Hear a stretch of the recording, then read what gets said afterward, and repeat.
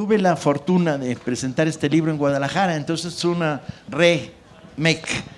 Alejandro y yo estuvimos juntos en la Feria del Libro de Guadalajara y nos parecía importante, a la brigada, muy importante, que los mejores libros que se presentaran en Guadalajara se presentaran en la Ciudad de México, bajo la idea de que por qué en Guadalajara y en una feria donde tienes que pagar por entrar y los precios son carísimos y pura pinche alfombra roja y está lleno de funcionarios pirurris que no valen para un carajo y que no leen, pero simulan que leen. Y entonces trajimos a la feria lo mejor de las presentaciones de novelas de este año en Guadalajara. La novela de Alejandro Pérez Varela, ayer presentamos la de Arriaga y dentro de unos días presentaremos a Fabricio Mejía Madrid y su última novela. Alejandro escribió una novela extraña, a mí me sorprendió de manera cruel, porque es una historia desde el nombre, ¿no? El nombre es Oriundo Laredo. Oriundo Laredo, que es el nombre del personaje además. Y está situada en una franja fronteriza que se puede identificar más o menos claramente como Chihuahua, Texas, ¿no? De los dos lados. Y se mueve un poco hacia la izquierda, Nuevo México, se mueve un poco hacia la derecha, pero en general se mueve en este territorio. Lo sorprendente de la novela es que la historia empieza con una mujer al que su compañero le dice: crúzate el río Bravo para que el chamaquito nazca allá. Y la mujer con 9 meses de embarazo se echa la nadada. A partir de ahí uno dice, ¿a dónde vamos? Porque Alejandro, en lugar de seguir la línea recta, que a los buenos escritores no les gusta porque es muy pinche y muy aburrida, como todo el mundo sabe, la literatura nació para la literatura y el béisbol nacieron para las curvas, se va. ¿Y a dónde nos lleva? Al padre de Laredo. Y entonces la historia del padre, mujeriego, desmadrado. Y entonces, ya entendí, lo que hacer va a ser una saga de adelante hacia atrás. Y luego, pues vamos a tropezar con el abuelo. Para esto se van cruzando historias del mundo de la frontera. Historias a cual más despampanante, enloquecidas, de pueblos fantasmas, tanto de un lado como el otro, de mexicanos trabajadores que ya se les olvidó que eran mojados, ya llevan 40 años viviendo del lado allá, que viven de comer latas de frijoles robadas de una pinche base militar gringa, pero pasadas. Entonces viven en un mundo que apesta porque se la pasan tirando pedos todo el rato, el personaje cruza.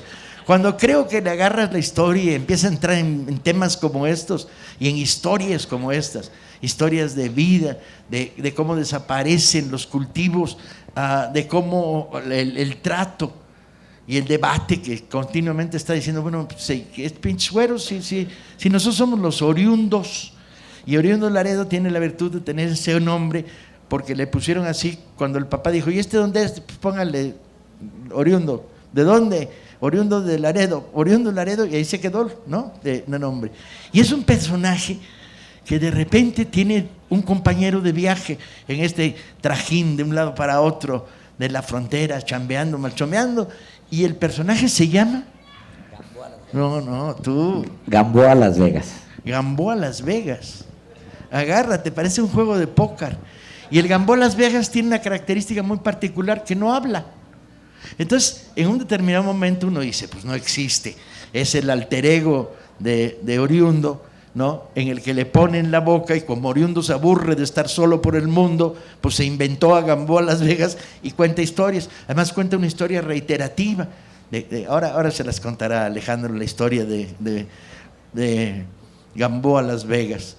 Y entonces, ¿a dónde vamos? ¿Hacia adelante? No, vamos hacia atrás y encontramos al abuelito y al bisabuelito y de repente nos encontramos en la famosa Camino de la Muerte entre Chihuahua y Ojinaga, con Villa persiguiendo a los latifundistas para fusilarlos a todos los que encontrara, y el abuelito pues que va con sus dineros que trae ahí y hay un tesoro. Entonces, pues claro, esta es una novela de búsqueda del tesoro. Fuimos para atrás para luego que el pobre Oriundo Laredo no muera pobre, sino con el tesoro de su bisabuelito. Pues no, para nada. Y volvemos a las andanzas de Oriundo. El resultado es una novela muy bien escrita, de una gran calidad literaria, con una prosa excelente y que te revela un mundo que uno, pese a que conoce bien la frontera, yo diría, no te lo imaginas. La frontera que yo conozco es la frontera de las ciudades, Mexicali, Tijuana, San Diego, Los Ángeles, ¿no? Y los cañones que hay en medio. La frontera de Chihuahua que conozco pues es Chihuahua y El Paso. Es más, conozco mejor todavía el inexistente Paso del Norte, donde Juárez hizo vida, campamento y nación y gobierno, ¿no? Pero, y en medio, estos pueblos tejanos de nombres mexicano extraños, donde lo que hay es tierra y polvo suelto por todos lados, en una Texas que es la Texas árida, la Texas que nadie quería en el momento de la independencia tejana. Resulta verdaderamente sorprendente. No se trata, y yo creo que Alejandro, que ya tiene una larga trayectoria como novelista, como periodista, habiendo escrito algunos de los mejores libros para explicar la guerra del narco de Calderón de una manera lúcida, no se trata de rendir esta especie de culto lloroso a la frontera perdida. No, se trata de decir, si queremos entender México, queremos entender que son muchos. Y que estos muchos se reúnen, se complementan, se unen, se separan, se acercan y se alejan. Pero son muchos. Y que esos muchos México incluyen un México que no es México, desde el punto de vista de la frontera, lo geográfico, lo territorial, que es este mundo del sur tejano, que sigue siendo México a pesar de que los propietarios de la tierra son todos gringos. Resultó entrañable la lectura de Oriundo Laredo y de las anécdotas, está repleta de anécdotas maravillosas. Es una novela de capítulos cortos, muy bien construida, que además narra la vida amorosa de varios de los personajes. El cogelón es el padre, el abuelo un poco, y sobre todo Oriundo, que va teniendo relaciones amorosas a cual más desparpajada y falta de futuro. Creo que así como prometimos ayer, a lo largo de esta feria vamos a poder revisar lo mejor de la literatura nacional que se ha publicado en este año y impedir que se produzca lo que se produce eternamente, que es una especie de bloqueo, quién sabe por qué pinches razones, en las cuales se destaca la ceremonia, la muerte del ministro de Cultura, pero se habla muy poco de lo vivo que se está produciendo dentro de la literatura, se habla poco de los libros y se habla mucho del oropel y de la fama, la fama es como las galletas chinas, ¿no? La abre usted y dice, le va a ir a toda madre, y échame otras 10, ¿no? Pues por lo menos. No es así. El oficio de escritor se construye, como muy bien sabemos los que lo practicamos desde muchos años con tenacidad, con un laborioso trabajo de picar piedra y sobre todo con un laboriosísimo trabajo de encontrar historias que nadie sabe que están ahí y que les gustarán cuando las lean. Con ustedes, Alejandro Paz Varela. Muchas gracias. Oriundo es una novela de país del medio, en realidad. Yo así la había pensado, pero quizás sea una novela muy mexicana desde un sur distinto, y lo voy a explicar. Mis anteriores novelas, las 3 anteriores novelas, pues fueron muy norteñas. Yo hablé mucho del norte de México, obligado obviamente porque soy pues un chihuahuense irredento, soy de Ciudad Juárez, entonces pues mucho de lo que yo he escrito, más bien todo lo que he escrito como autor,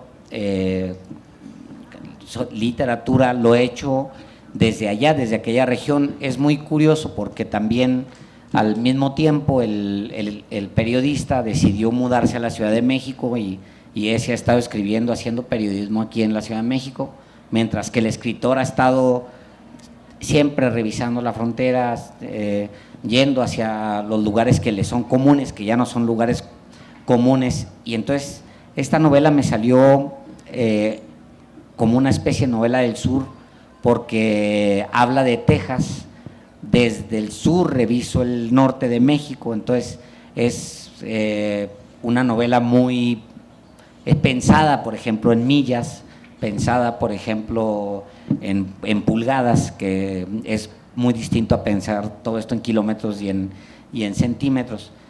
Es una novela que trata de dibujar a gente simple, porque al final Oriundo Laredo es una persona simple, honesta, un personaje sencillo como millones de mexicanos que hay en esa región, y que antes de que apareciera el güey este de Trump, pues ya padecían, digamos, el menosprecio del blanco gringo de aquel lado. Para un fronterizo, la llegada de Trump pues, no es más que la extensión de todo lo que hemos vivido durante 150 años o más, que es el menosprecio del blanco, del gringo blanco sajón, digamos, que está permanentemente recordándote que esos son sus territorios por papel, aunque en estos años hemos demostrado que son en realidad nuestros. Yo recuerdo mucho cuando estaba chavo que cantábamos una canción en la primaria que era una canción de guerra, porque pues pensábamos que en algún momento nos iban a invadir, y permanentemente estábamos con esa noción de que desde el fuerte Bliss iban a bajar el ejército gringo y iba a tomar primero Juárez y luego el resto del país, o otro pedazo de país, como ya había pasado. Y lo que sucedió en estos 40, 50 años es que nosotros invadimos el sur de Estados Unidos y nos fuimos todavía más arriba. Y eso fue porque somos una cultura muy poderosa que tiene sus raíces, que tiene un orgullo muy especial, y su lengua es muy, muy poderosa. En el sur de Estados Unidos se habla básicamente español. Tú puedes sobrevivir con el español como lengua, no puedes sobrevivir únicamente con el inglés, pues es una región donde se habla más en estos años permanentemente el español para el uso cotidiano en las casas, etcétera, y sobre todo porque Estados Unidos ha sido muy hábil en no proporcionar educación a los mexicanos en el sur, y hay pues mucha ignorancia y mucha pobreza en el sur gringo. Hay pues este maltrato que sabemos que siempre se dirige hacia los sures, este sur y otros sures. Y Oriundo es un personaje así, es un personaje que va de pueblo en pueblo buscando trabajo, buscando dónde quedarse, con un compañero a un lado que le sigue la corriente, que lo escucha en todo. Entonces pues Oriundo está cómodo platicándole su vida, hablando y viviendo juntos aventuras una y otra vez, por pueblos que además tienen toda la huella del México antiguo, y que conservan sus estructuras de un México que desapareció y que los gringos han querido ocupar y que no han podido ocupar, simplemente porque pues es un México, o es un Estados Unidos del sur bastante rudo, donde los desiertos hay que conquistarlos trabajando, chingándole de verdad, y para chingarle de verdad pues el mexicano es muy bueno, y ese es Oriundo Laredo. Oriundo ha recorrido recorre en esta novela pues un país en el que él se siente rechazado, se mueve, se desplaza dentro del odio, porque el fronterizo sabe que hay un odio permanente para el mexicano, y en ese odio se va desplazando Oriundo con la cabeza gacha, sin enseñarle las pompis jamás, y defendiéndose con el puro trabajo. Y ese es Oriundo. Oriundo va también recuperando mucho de las historias locales, hace un recorrido de un lado a otro por toda la frontera, buscando primero sobrevivir, a pesar de que es norteamericano, y encontrando gente como él, gente simple, gente sencilla. Las rancherías son muy parecidas en México y en esa parte de Estados Unidos, y compartiendo con mucha gente que es igual a él, que es gente sencilla que se está defendiendo permanentemente del otro. Curiosamente, Oriundo no es un migrante, no es una región, particularmente la frontera de migrantes, y parece que estoy peleándome contra todo lo que dicen las estadísticas, pero un fronterizo mexicano en Texas nunca es migrante, porque hay como ese sentido de que pues puedo estar aquí o puedo estar allá y es la misma chingadera, o sea, no estoy migrando, esto era antes mío, o sea, aquí les doy un ejemplo, mi familia ha ido y venido en los últimos 150 años muchas veces en generaciones, porque somos fronterizos, punto, porque nos pertenecen esas tierras, pues también como nos pertenecen estas, y nunca han terminado de expulsarnos de plano, aun cuando la geopolítica y aun cuando hay una raya ahí que nos pusieron y que ahora se va a convertir, si este güey lo cumple, en un muro, pues no hay manera de partir esos pueblos, no se puede. Yo lo dibujo en el libro como esta voluntad del búfalo: antes me extingues que yo termine de cruzar los valles, antes tienes que extinguirme, acabar conmigo, antes de que yo suspenda mi marcha que he hecho durante siglos y siglos por toda esa región. Entonces Oriundo no es pues un personaje, un migrante que va yendo de un lado a otro, más bien va pisando la tierra que le pertenece, y en esa tierra se va desplazando Oriundo Laredo. Creo, después de las novelas anteriores y de un tramo amargo que comentaba Paco, me dediqué a reseñarlo, la guerra, que por cierto justo ayer cumplió 10 años de que Felipe Calderón la lanzara.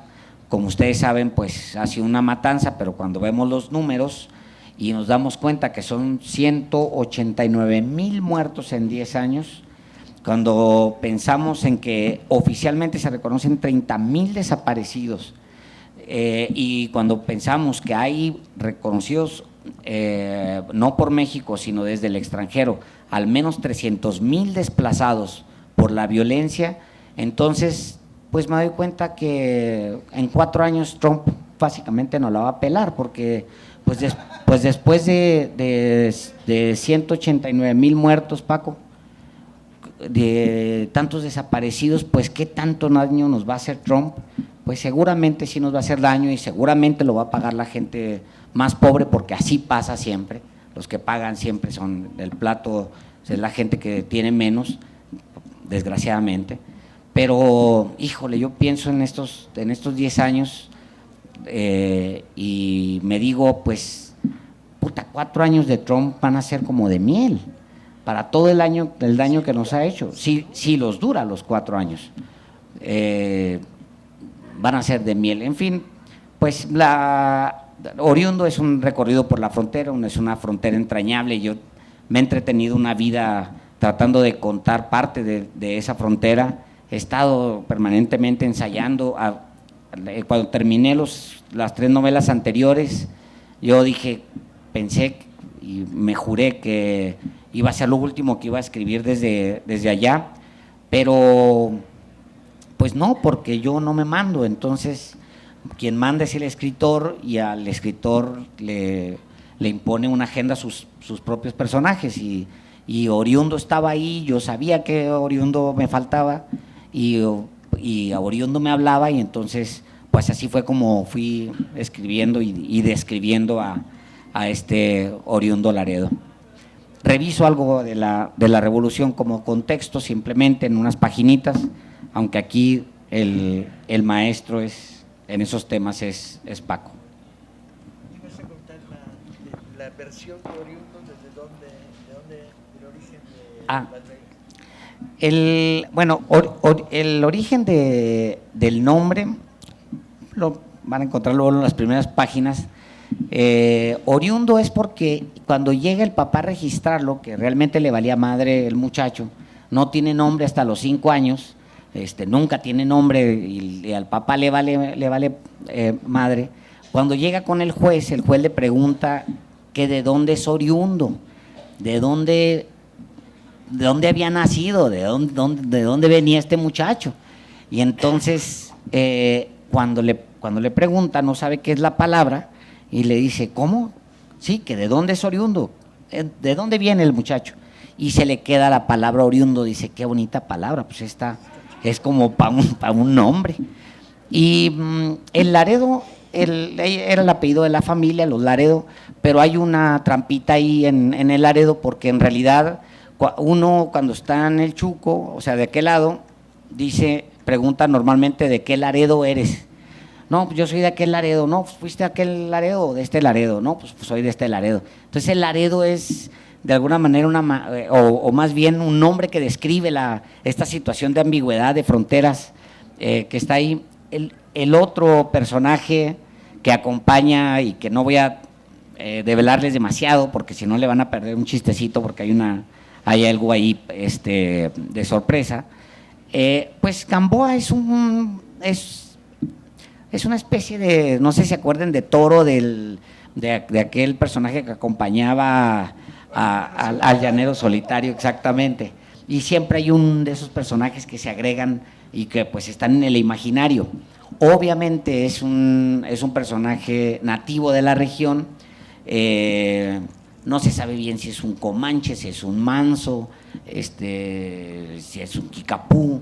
Algunas veces el mismo oriundo dice que es kikapú, otras veces dice que es comanche, le va cambiando, pero cuando él lo presenta por primera vez, como el otro no habla, le inventa una historia ruda ahí a todos con los que está reunido en una cantina, se ven en una situación de riesgo y entonces le inventa una historia, que es la historia que se queda, que es Gamboa Las Vegas nace hijo de una madre blanca y un pues indoamericano. La madre lo ve demasiado prieto y lo tira en el basurero. Entonces de ahí empieza él a crecer, viviendo por años come de lo que hay en la basura. Ahí crece, no sabemos en realidad si es una historia verídica o no, si esto se lo habrá contado en algún momento Gamboa y no lo dice en la novela, pero lo que sí sabemos es que Gamboa es un personaje hecho bastante, digamos, en los fríos, en los calores, en lo rudo de todo eso, y ese es Gamboa Las Vegas. Lo acompaña toda la novela hasta el final, ya lo verán. ¿Y Don Toyes? Hay un personaje que aparece ahí, que en realidad Gamboa, oriundo va encontrándose con gente rara y él mismo es un personaje muy raro. En algún momento se encuentra un líder de migrantes y de latinos en algunos de los pueblos y se encabrona el líder y se encabrona con los patrones y entonces en medio de una cosecha de tomate decide abandonar el tomate y el tomate pues rápido hace escarcha, se echa a perder rápido más en esas regiones y abandonan el campo y se dejan a los gringos con su tomate que se pudra. Y entonces oriundo platica con este líder que tiene una formación mediana, digamos, medio cargado, medio socialista, pero pues no alcanza a entenderlo muy bien, y entonces le cuenta que hay un autor ruso que se llama Dostoyevsky, y pues oriundo que todas las pesca en el aire y como las pesca las agarra y las va compartiendo, más adelante va contando que conoció a un tal Don, de nombre Don y de apellido Toyevsky. Entonces les va contando a la gente pues, que era un revolucionario y le inventa una historia a Don Toyevsky, que resulta ser, por supuesto, Dostoyevsky, que pesca ahí. De esas oriundo va rescatando muchas. Un día, como contaba Paco, para no contarles todo el libro, llega a un pueblo buscando trabajo en la Hortaliza, unos pueblos que están pegados hacia Nuevo México, que tienen agua, tienen mucha más agua, entonces hay más hortaliza y hay nogalera, del árbol del que sale la nuez. Y llega y se encuentra ahí una bola de locos en la plaza que no está trabajando, no están a fume y fume mota, y están a pedo y pedo. Entonces, pues Oriundo está algo molesto porque, pues no, es un tipo recatado, Oriundo sí, es muy propio, es un personaje que no le gustan ese tipo de actitudes de la gente y pues cuando se sientan a tomarse una caguama y una cerveza, que hay caguamas de Budweiser de este tamaño también, están tomándose una cerveza y fumando marihuana y entonces llega un tipo con una caja de frijoles que se roban del Fort Bliss cuando ya están vencidos, que ya tienen la fecha de caducidad a un día, 2 días, entonces las tiran en el Fuerte Bliss y entonces pues se los va y se los roba de ahí y se da cuenta que estos canijos pues no trabajan, fuman mota todo el día, beben cerveza y comen frijoles porque pues están ahí regalados y entonces llevan una vida digamos que azadosa y excesivamente pedorra, ¿no? Dostoyevsky, Oriundo se despide de ellos diciendo, estos cabrones no se han dado cuenta que desde hace mucho están muertos, ¿no? Que llevan tiempo que se murieron y huelen por supuesto a podrido.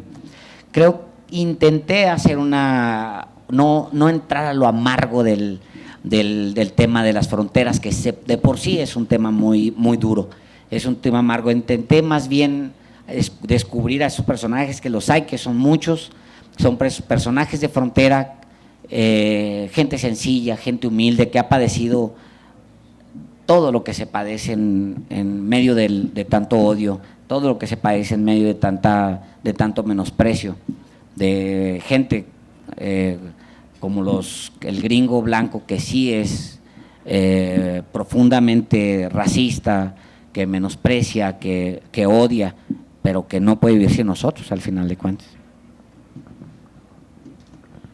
Bien, pues hemos cubierto un panorama de la novela cuidadosamente, porque si nos pasamos un poco empezamos a contar claves y cosas que uno irá descubriendo por la manera como Alejandro la construye. Si adelantamos demasiado vamos a ver cuál es la hilazón de los 3 personajes del pasado de Oriundo y hacia dónde va y si se reconectan o no reconectan. Me quedaría solo por decir que es una novela francamente interesante, no dejen de leerla, y si tienen chance recuperen los libros anteriores, tanto los libros, las novelas como los periodísticos. Había ejemplares de algunos de tus libros de periódico, la Brigada distribuyó algunos, ¿no? ¿Nos quedan todavía libros periodísticos de Alejandro? ¿Sí nos quedan? ¿Qué nos queda? ¿Qué? La guerra por Juárez. Súper interesante. Compañeros, cómprense la novela y luego por 50 pesos léanse la guerra por Juárez. ¿Qué editorial? Planeta. Planeta. Hoy restos de la brigada, controla la brigada el resto de su edición, porque lo que hizo fue armar con un montón de periodistas bien inteligentes el momento en que parecía que Juárez se caía en pedazos. Exacto. ¿Sí?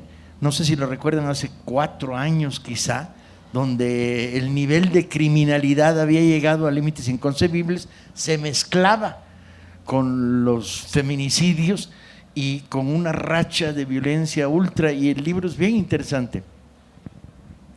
¿Quieres comentarlo o no? Sí, por supuesto. Bueno, este es, digamos, esta es una segunda edición, donde, fíjense nada más qué interesante. Para esta edición, yo decía, la guerra de Calderón, que ha generado 20,000 muertos. 20,000. Yo vivía, y ahí están todos mis textos, en otro libro que es Cal y Arena, en un libro que se llama No incluye baterías, que es un libro de las crónicas de todo ese primer tramo de la guerra de Calderón. Yo hablaba de 20,000 muertos, decía, pues, ¿qué está pasando en el país? Algo está pasando.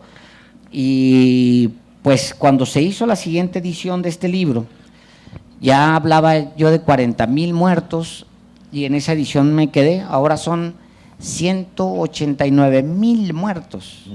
189,000 muertos. Entonces se planteaba mucho la idea de cambiar de estrategia, Ciudad Juárez es un caso particular, todas las ciudades son importantes, por supuesto, pero Ciudad Juárez planteaba en ese momento cosas muy puntuales.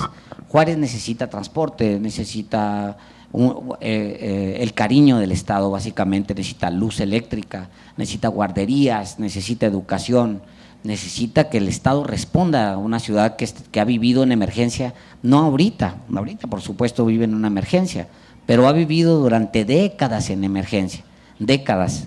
La matanza que desata Calderón, pues de alguna manera era previsible, aquello estaba agarrado con un hilo, Ciudad Juárez estaba agarrado con un hilo y un día llegan y le cortan el hilo, pues lo que vimos es lo que sabemos, que una gran matanza se desató, la matanza sigue, pero frente a lo que está pasando en Guerrero, por ejemplo, donde tenemos matanzas a diario y desaparecidos a diario, y es posible que se desaparezcan familias completas y nadie se asombra.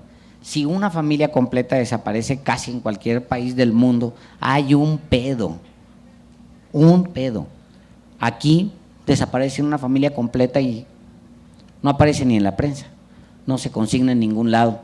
Los números estos que vemos ahorita ni siquiera son creíbles.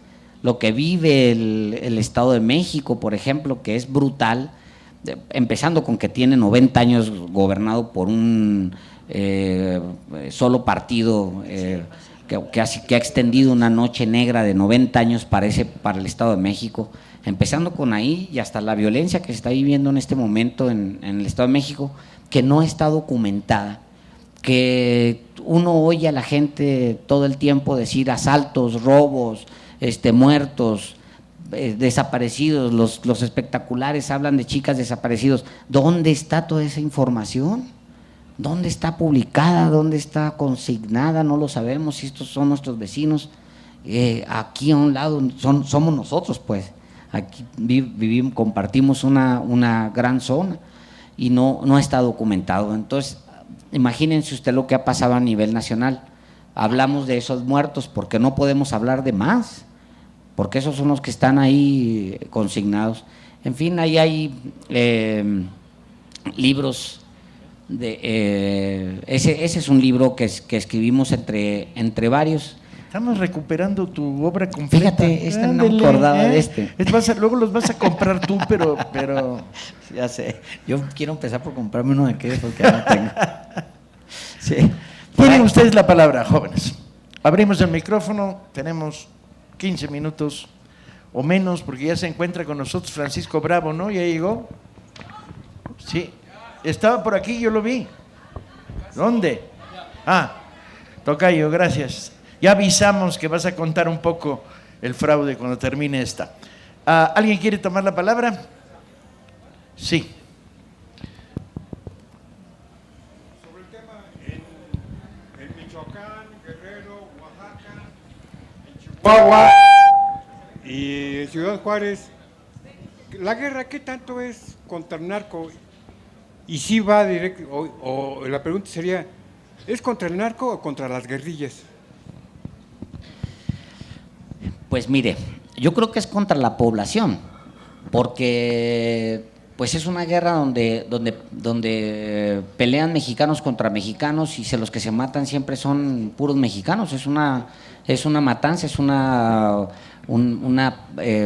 revuelta muy pinche, y le voy a decir por qué. Porque lejos de haberse armado un movimiento, es un movimiento mezquino el de los narcos.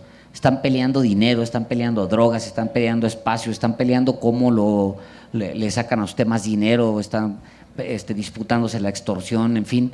Y yo creo que hay una mezcla de todo, porque lo que vimos en Ayotzinapa, por ejemplo, que es una extensión de esta misma guerra, pues es algo claramente contra un grupo de muchachos que han sido disidentes toda la vida y contra una institución que ha sido disidente siempre. Entonces yo no la explico es en el contexto de la guerra, pero pues va hacia, digamos, una población de chamacos que han sido disidentes. Entonces pues es contra la población. Lo que creo es que es una mezcla de muchas guerras. Hay muchas mezclas, hay muchas guerras involucradas aquí. Lo que hicieron fue desatar una gran carnicería y entonces los más malos de los malos han desatado una guerra, una gran matanza con intereses cada uno, cada cual, pues para cumplir con sus tareas, ¿no? Yo creo que es una guerra contra la población al final. ¿Alguien más? Bien, pues agradecerle enormemente a Alejandro. Yo creo que mejoramos la presentación de Guadalajara. Por lo menos el número de asistentes crecimos. Agradecerle y decirle que esta es la casa de muchos escritores mexicanos, no de todos, porque hay algunos muy culeros que los invite Televisa. Es la casa de muchos escritores mexicanos, que el libro devuelve información, vida, salud mental a la gente, y sobre todo el placer de leer es un placer que no nos pueden quitar, que tenemos que recuperar. Un pueblo que lee es un pueblo más informado, más peleón, más lúcido y en último caso menos destruido en su fibra moral y en su columna vertebral. La educación informal es esencial para los mexicanos en tiempos oscuros como los que estamos viviendo, y la literatura juega un papel muy importante. Alejandro va a estar firmando libros en aquella esquina, y le pedimos a Francisco Bravo que tome la mesa.